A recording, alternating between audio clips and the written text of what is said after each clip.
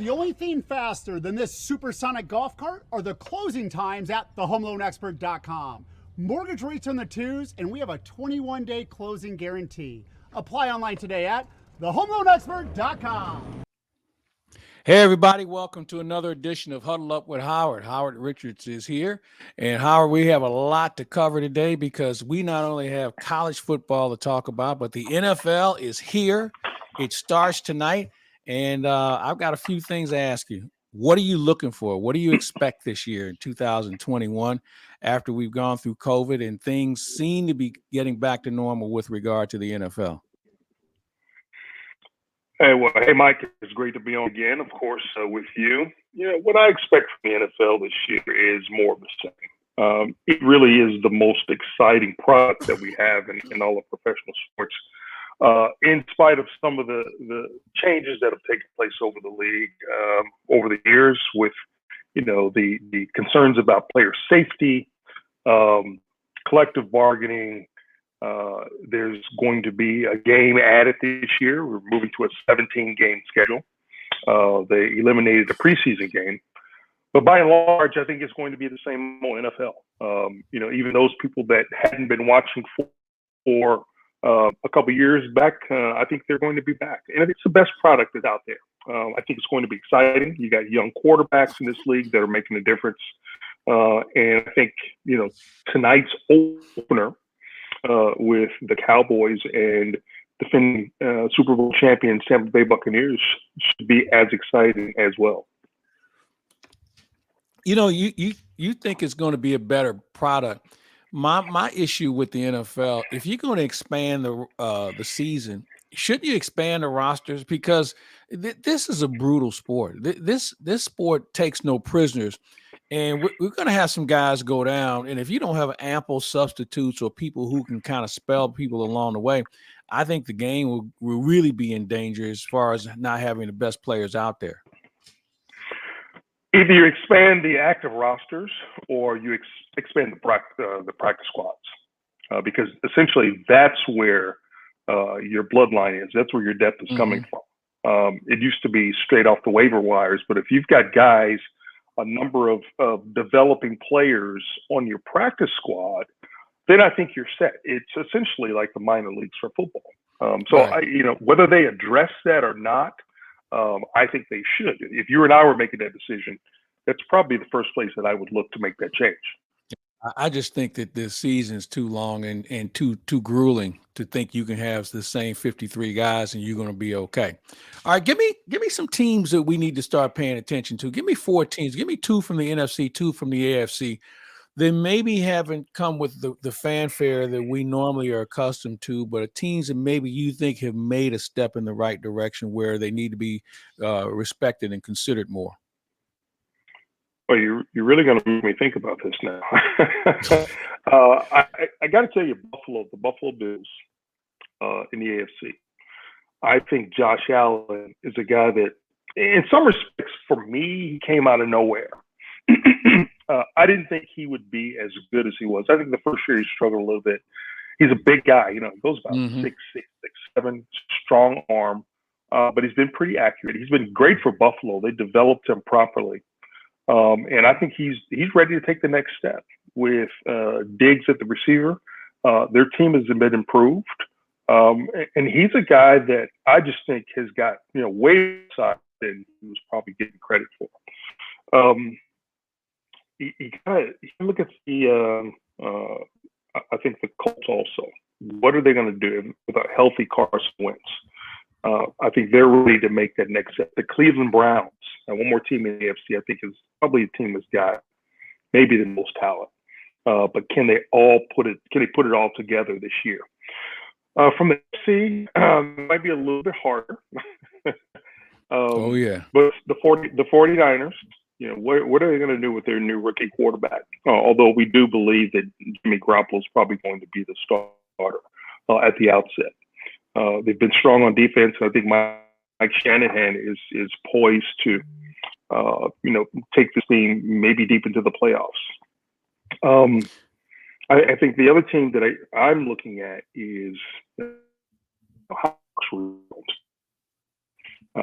where going to be in 2021. Russell Wilson, I think, is still one of the best quarterbacks in this league. They've got some other pieces that need to be taken care of, but they're probably always going to be in that mix when it comes to playoff time.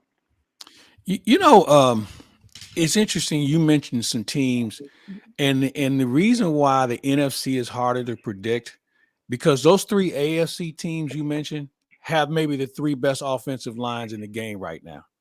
And that's why I think they've made significant improvement. On the other side, as I mentioned, in the NFC, you can kind of go back and forth, but I don't know if they've got enough toughness and enough talent up front on either side of the ball for them to be clear-cut as far as legitimate contenders, which makes the NFC more of a crapshoot than I think the AFC. And granted, I think the AFC's got better players, better teams more or less, because I think that they have made a greater investment in what they do at the line of scrimmage.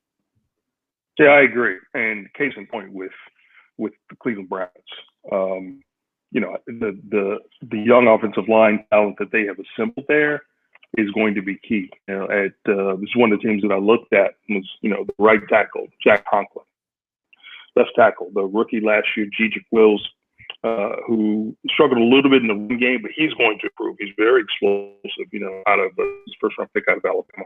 His pass protection was great, especially at the left tackle position.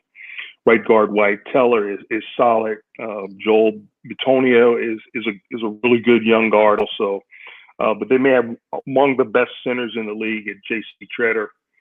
And that's what I think, with what they can do up front with their youth, and you've got a quarterback who may also be ready to take the next step, who's explosive, he's exciting.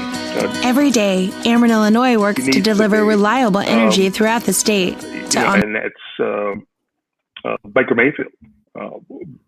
Is he ready to take the next step in the AFC and challenge, the leaders at the top of the conference? So those are the most exciting things that I'm going to be looking for this weekend. Going back to what you mentioned about the schedule being a little too long, I would agree with you. And I agree. I think that they should have taken, instead of just one preseason game away, take away two preseason games. I think two preseason games is enough for the long season that we experience every year with the NFL.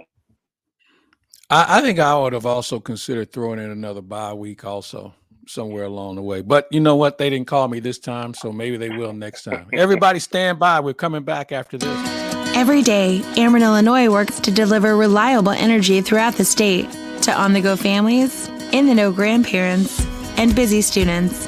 But did you know we also have ways to manage your energy? Paperless billing, outage notifications, pick a due date, auto pay, and so much more.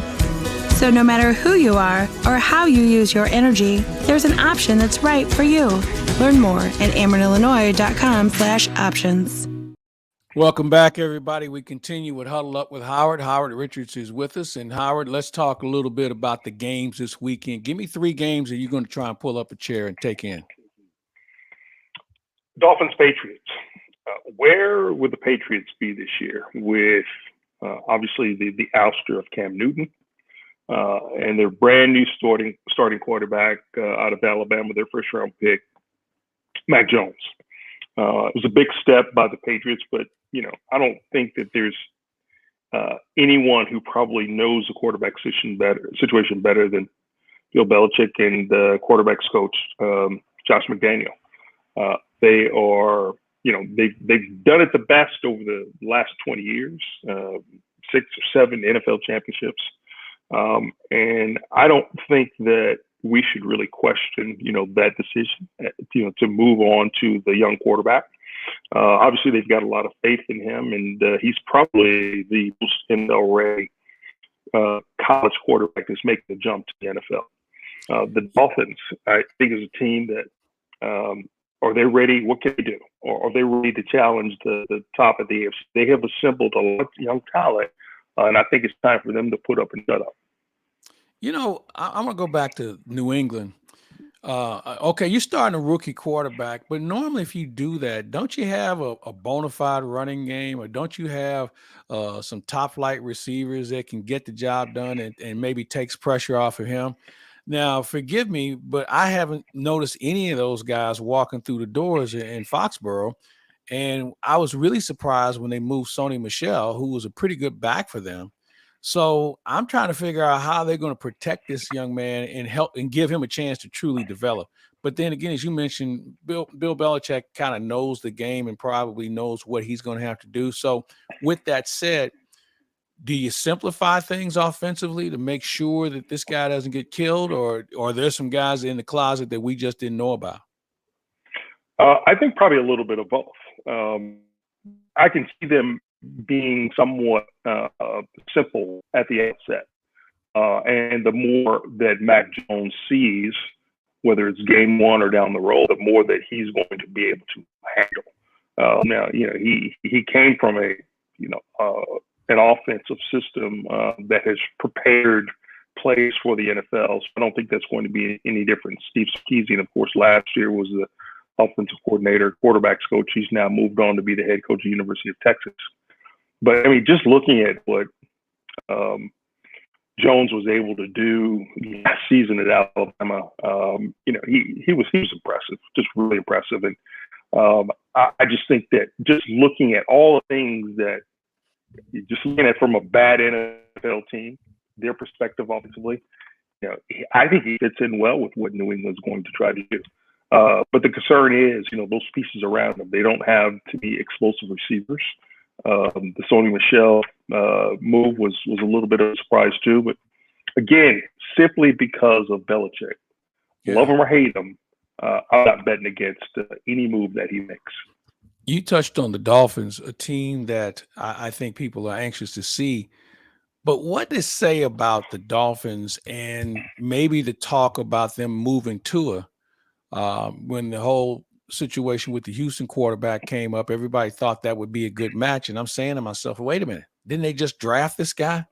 Didn't they move up in the draft to get a crack at him? And now all of a sudden he's in part of a discussion for trade talk. What did he do to warrant that discussion so early? And also, how do you think it made him feel, especially with a team, as you mentioned, has a lot of talent going into this season? Twofold. It could have been that the Tua situation that with Tua there, if you looked at how he played quarterback position, I didn't see a lot of fire in him, if you will. I mean, extremely talented. Guy can make all the throws, and was a good leader. Next level though, did he have the same sort of fire? Did he have the same sort of talent that they need to move them forward? And that's not the case. It's not automatically the case with a lot of guys in that position.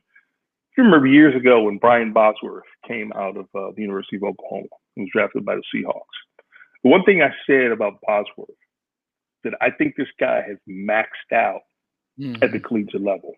And sure enough, he never really advanced beyond where he was in college.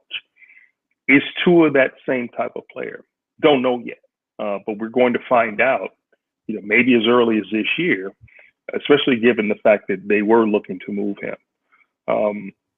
So a lot of crazy stories that are going to play out, probably within the next 4 to 6 weeks. We'll have some different storylines. And, that you mentioned that whole situation with the Houston Texans and Deshaun Watson, what a mess.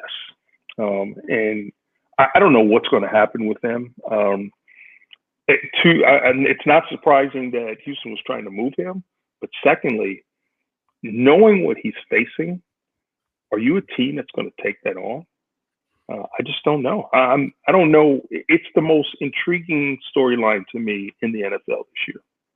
Yeah, I agree. And I think the biggest issue here is these are all civil allegations. There's been no criminal charges filed. And I think because you can indict or sue a ham sandwich, in civil court and make all sorts of accusations. That's a little different than if it were a criminal situation where there were actually charges filed by the authorities. We haven't seen it yet. And I think for him being in limbo like this is you're right. It has created a real mess and a dilemma that I'm not sure they can get out from under in the very near future. Tell you what, why don't we take one more break? We'll come back. We'll talk some college football, including Mizzou. And Howard's going to tell everybody why it takes over almost 4.5 hours to play football on Saturday. St. Louis Acura is excited to announce the opening of our newly remodeled service lounge. We sell pre-owned vehicles of all makes and models and take pride in servicing what we sell. We offer free pickup and delivery service and a complimentary car wash and vacuum with every service. We also have a full-service reconditioning shop on site that can repair dents, bumpers, and wheels. As the nation's only 29-time Acura Precision Team winner for customer satisfaction, we work every day to make St. Louis Acura better than ever for you. All right, Howard Richards, as we huddle up with you, let's talk a little Mizzou football. Give me your thoughts on what you saw Saturday. I kind of thought it was, some people would say it was rather bland. I thought it was just an opportunity for Missouri to really get into a comfort level of being able to run plays and execute and do things that they couldn't do after playing against each other for the last few months and not in the environment that you would have on a Saturday where you're actually having legitimate contact. You're actually running plays and you're doing things and you want to get a look. So give me your thoughts on where you sat. I think the biggest concern of this team was probably how they played defensively. I thought they were going to be a little bit better up front right off the bat. Now, it's not necessarily a surprise because you're adjusting to a new defensive scheme. Even though you say they under Barry Odom and Ryan Walters, they played a 4-2-5. They did, but the responsibilities have changed. The defensive line is no longer sitting back, reading and reacting. They're playing a more attacking, pressure type of defense, gap control. So that requires that the defensive linemen need to use their hands better to shed blockers. In the running game, they've got to find the football faster. They did not do a good job of that up front. I saw too many guys getting occupied too long by blockers. You saw a lot of gas plays right up the middle, and that should never happen. That's really the strength of that defensive line, or it was expected to be, where the most stout players are and where the most depth was on the roster. So they've got to improve against Kentucky, which is a team that loves to run the football, especially with the talented Rodriguez and big offensive line. So I expect to see a lot of that by Kentucky up front based on what they saw against Central Michigan. Now, on the back end, what I saw initially, I was a little disappointed because they had to play more man defense because they weren't getting pressure up front. That said, they kind of settled in the second half. I saw the Missouri defensive backs, especially the corners, playing more aggressively in defending passes thrown. I can't recall a time where they actually knocked down more passes. So they were playing aggressively, and I think that's a good sign. Now, if they can tighten up in some of those situations, especially defending against those slant routes on first and second, cheating over, taking away the inside routes, those easy routes that receivers are taking, trying to redirect them, make it harder for the quarterback to be more accurate. If they can do that, then they're going to be far better on defense if they clean up those areas. Everything else, I think, will take care of itself. Offensively, this team is probably as good as it wants to be. The receivers are improved. We talk about what Mookie Cooper can or cannot do. The guy's been hurt, so he's still getting into the flow of the offense. No surprise there with Tyler Beatty, what he was able to do. I've always felt that if you give him the ball and you give him a few creases up front, if he can find that daylight, he's very explosive. So he's leading the SEC in rushing after 1 week. Again, it's 1 week, but we have seen what he's capable of doing. And I think Connor Bazelak, once he gets a chance to see what defenses at the SEC level look like, his upside is still very good too. I thought he saw the field a little bit better in some cases. I saw him look off receivers, which he didn't do as well last year. There were a couple times where he just missed on a few throws. But I think, the deep ball is going to be a big part of this offense. The more they do it, the more they're going to have opportunities to connect it. And that'll open up everything underneath. Should help the short to intermediate passing game, and it should also help the running game. I want to go back to a couple of things you pointed out. Other than the Dallas flex defense, can you name more than three that ever had a success with a read and react defense up front? I've always found that to be you're just playing with fire, and it's defense. You have to make the first move. You have to be aggressive, and that's something that I'm glad to see this change.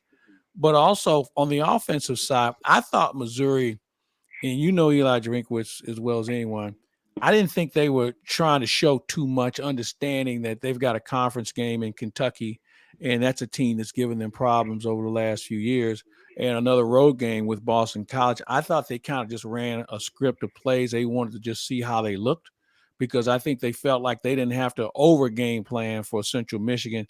I didn't think they really cared about the score because the things they can clean up are going to be easily accomplished down the road. What did you think about the offense? I know some people were like, what are they doing? I just thought they wanted to just kind of get a look at some things and not tip their hand too much of what's going to come up this week. So I ask you this question. Playbook depth. You've been in an offense where you've had plays, and it just seems like there's so many more options as far as play selection is concerned. Am I warm on this with regard to what we see now compared to what you were part of? You're red hot. And what we both know of Eli is that the playbook is an infinite playbook. Mm-hmm. It's like more of like a virtual playbook. I don't think there is not a cover to cover thing as a lot of teams have out there. And I say that because he is sort of a master of evaluating the next opponent and sort of redesigning the whole game plan as to what that defense, what their skill set, strengths, and weaknesses are. You may have a whole set of plays that you haven't seen in 2 or 3 years from him, but it's all talent based and it's all based on the abilities on both sides. But I would not put it past him his ability to scheme and put players in the best situation to be successful. He's kind of like a little mad scientist in there. And to me, that's the beauty of why he's the head coach in this league at the stage that he is, being only 38 years old, because he can look at things more analytically and be able to design an attack to his strengths and the other team's weaknesses. Yeah, what does it all boil down to? Execution by the players. That's always the case, no matter what plays are thrown up there. But if you got that combination of what his play designs are, and his players are going out there and playing hard, they're going to be a potent offense, especially now when you get players that are more familiar, players that are coming off some injuries. Time has been limited, and obviously, the more that they're doing it week to week, you see that marked improvement week to week. And I think that's going to be the strength that the Missouri Tigers bring to this conference. Two things before we get out of here. Kentucky, that starts on Saturday. As I mentioned, they've given Missouri some problems in the past, and it appears that they're going to be even better this year, especially at quarterback. They've changed some things with their offensive coordinator. What do you see in Kentucky, and what will Missouri have to do other than eliminate, obviously, the simple mistakes that they picked up from Saturday? Well, you got to account for this new quarterback, Levis. It's something, his weapon that Missouri hasn't really seen out of this team in a while. The quarterback position really hasn't been the greatest threat, other than a couple of years ago when the converted wide receiver came in and played quarterback and ran for over 100 yards and threw for a couple hundred and just like completely destroyed them. But I think defensively, and again, going back to what Kentucky did last week against Louisiana Monroe, if you're just looking at the scores of the Kentucky game and the Missouri game, and you think, Missouri game was really close, Kentucky game was a blowout. If you put Central Michigan against Louisiana Monroe, 9 times out of 10, they're going to destroy them, right? Louisiana Monroe was not a good football team.